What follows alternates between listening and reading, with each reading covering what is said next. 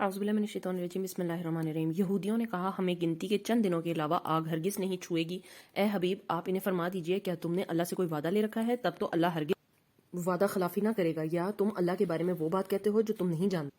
اب یہ جو یہودی ہیں ان کے اندر یہ بھی کانسیپٹ آ چکا تھا کہ ہمیں شاید 1000 سال جو ہیں وہ چھوڑ دیا جائے گا اور ایک دن ہوگا صرف جس کے اندر ہمیں سزا دی جائے گی۔ یعنی اللہ تعالیٰ کو سب سے زیادہ غصہ جو تھا وہ ہمارے گائے کو معبود بنا لینے پر آیا تھا، تو اس کے بعد سے تو حالات ٹھیک ہی رہے، نارملی رہے، بہت زیادہ غضبناک اللہ تعالیٰ نہیں ہوئے۔ تو اس لیے ان کو لگتا ہے کہ شاید اسی گناہ کی سزا جو ہے وہ ہم سب جتنے بھی یہودی ہیں ان سب کو بس ایک دن وہ سزا دی جائے گی، اس کے بعد 1000 سال کا وقفہ ہوگا، اس کے بعد پھر ایک دن وہ سزا ملے گی۔ تو کوئی بات نہیں، گنتی کے جو انگلیوں پہ گنے جانے والے دن ہیں ان میں بس صرف ہمیں عذاب ہونا ہے، تو کوئی بات نہیں اگر ہم یہ برداشت بھی کر لیں گے۔ یعنی ان لوگوں کو اب یہ آگ بھی جائز لگتی ہے۔ تو اللہ تعالیٰ نے کہا ہے کہ آپ انہیں کہیں کہ کیا انہوں نے کوئی وعدہ لکھ رکھا ہے، یعنی کوئی کتاب ہے انہوں نے لکھی ہوئی جس کے اندر کہ ایسی مطلب جو ہے وہ چیز لکھی گئی ہو، یا اللہ تعالیٰ نے ان سے کوئی وعدہ، اللہ تعالیٰ سے انہوں نے کوئی وعدہ لے لیا ہے، یا پھر جو ہے وہ اللہ تعالیٰ کو وہ وعدہ نہیں پتا ہے، یا ہرگز اللہ تعالیٰ وعدہ خلافی نہیں کرے گا۔ یعنی اگر ان لوگوں کا یہ ماننا ہے کہ لا کے دکھا دیں کہ کہاں اللہ تعالیٰ نے ایسا کہا ہے، اگر لا کے دکھا دیتے تو ٹھیک ہے، پھر اللہ تعالیٰ بھی وعدے کی خلافی تو کبھی نہیں کرتا۔ لیکن اللہ تعالیٰ نے کہا کہ اصل میں تم وہ بات کہتے ہو جو تم نہیں جانتے۔ یعنی ان لوگوں کو خود بھی نہیں پتا کہ یہ بات کہ ہمیں چند دنوں کے لیے ہی دوزخ میں جانا ہے، یہ بات جو ہے وہ اللہ تعالیٰ نے نہیں کہی۔ ان لوگوں کو کہاں سے پتا ہے؟ ان کے شیخ صاحب نے کہا تھا، یا ان کے ریبائز نے کہا تھا، ان کے بڑوں نے کہا تھا کہ اس طرح جو ہے وہ بس چند دن ہی ہے جو آگ میں جلو گے۔ تو اس لیے جو اللہ تعالیٰ نے کہا کہ تمہیں تو وہ بات پتہ بھی نہیں ہے کہ یہ کہی کس نے ہے۔ ہاں کیوں نہیں، جنہوں نے گناہ کیے اور گناہوں نے ان کا احاطہ کر لیا تو وہی دوزخ میں ہیں اور یہ ہمیشہ رہیں گے اس میں۔ اچھا، ان لوگوں نے یہ کیا کیا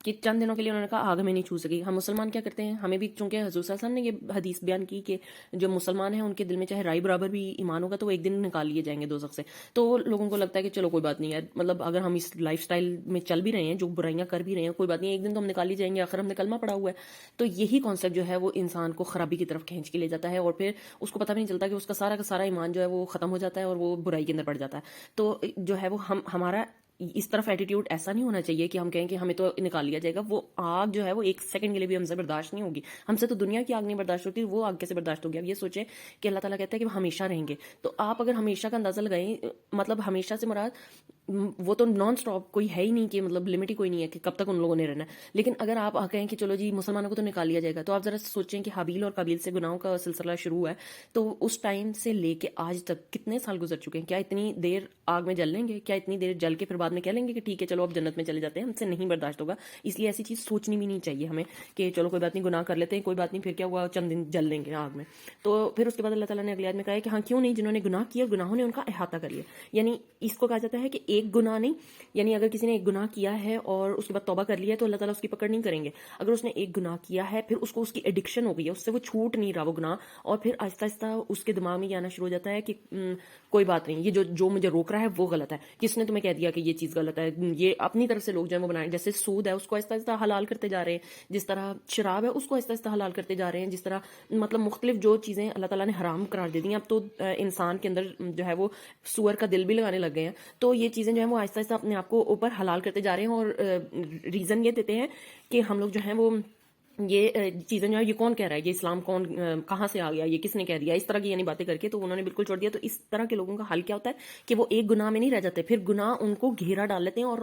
رزلٹ یہ نکلتا ہے کہ ان کا تمام تر دین ضائع ہو جاتا ہے۔ یعنی اگر کوئی ایک شخص چوری کرتا ہے تو وہ اپنے آپ کو کہنے لگ جائے کہ میں نے تو وہ مجبوری میں چوری کی تھی، آہستہ آہستہ اس کو عادت بنتی جائے گی، آہستہ آہستہ وہ کہے گا کہ میں جو ہے وہ یہ کون کہتا ہے کہ جی چوری کرنا جب گناہ ہے، ہم لوگ تو مجبور ہیں بہت، ہمارے لیے نہیں ہے یہ لا، یہ ہے، آہستہ آہستہ کہتے کہتے اس کی تمام عادتیں خراب ہو جائیں گی۔ اسی طرح جھوٹ بولنے والا، غیبت کرنے والا، تمام تر لوگ اسی طرح ہیں کہ وہ اگر ایک گناہ کو کرنا نہیں چھوڑیں گے تو وہ گناہ آہستہ آہستہ ان کا پورا دین کھا جائے گا۔ اور یہ ہوگا جیسے جھوٹ بولنے والا، وہ ایک جھوٹ بولے گا، دو جھوٹ، آہستہ آہستہ اس کی عادت بن جائے گی، اس کو پتہ بھی نہیں چلے گا کہ کب تمام گناہ اس کے ارد گرد گھیرا ڈال کے کھڑے ہوں گے۔ اور ایسا شخص ہے پھر وہ نہیں جس نے گناہ کیا اور توبہ کر لی، ایسا شخص جو گناہ ارد گرد اس کو پوری طرح سے اندر باہر سے اس کو جو گھیرا ڈال چکے ہوں گے تو وہ دوزخی ہیں، وہ اس میں ہمیشہ رہیں گے۔ اب یہ جو یہودی تھے انہوں نے کم گناہ تو نہیں کیے تھے، انہوں نے پیغمبروں کو قتل کیا، دن رات پیغمبروں کو انہوں نے قتل کیا، اور کیا کیا جرم نہیں کیے ان لوگوں نے،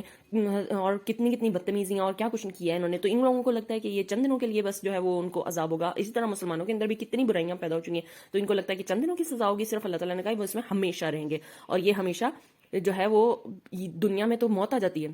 کیونکہ قرآن پاک میں آگے جا کر اللہ تعالیٰ نے یہ بھی کہا کہ یہ لوگ خواہش کرتے ہیں کہ ہم 1000 سال جئیں. 1000 سال جینے سے مراد وہی ہے کہ جیسے ان لوگوں کا کانسیپٹ یہ ہے کہ 1000 سال جو ہے وہ ہمیں سکون کے ملیں گے، ایک دن جو ہے وہ ہمیں سزا کا ہوگا. تو یعنی ان 1000 سال خواہش کرنے کا مطلب یہ ہے کہ اگلا دن جو ہے وہ ہمیں موت آ جائے تاکہ ہمیں وہ سزا جو ہے وہ نہ مل سکے. تو موت بھی وہاں پر نہیں آئے گی. اور جو لوگ ایمان لائے اور انہوں نے اچھے کام کیے وہی جنتی ہیں، وہ جنت میں ہمیشہ رہیں گے. یعنی جن لوگوں نے اب ایمان بھی لے آئے اور انہوں نے اچھے کام کیے، یعنی برائی کو چھوڑ دیا، اس کا اپوزٹ ہے اچھے کام، برائی چھوڑ دی تو وہی جنتی ہیں اور وہ ہمیشہ رہیں گے اس میں. یعنی اب ان لوگوں کے لیے وہ ہے کہ اگر انہوں نے وہی برائی جو وہ کر رہے تھے یہ سوچ کے کہ چلو جی چند دن جو ہے وہ ہمیں دوزخ میں ہوگا، وہ چھوڑ دیں، تو وہ پھر ان کے لیے اللہ تعالیٰ نے جنت بنا کر رکھی ہوئی ہے.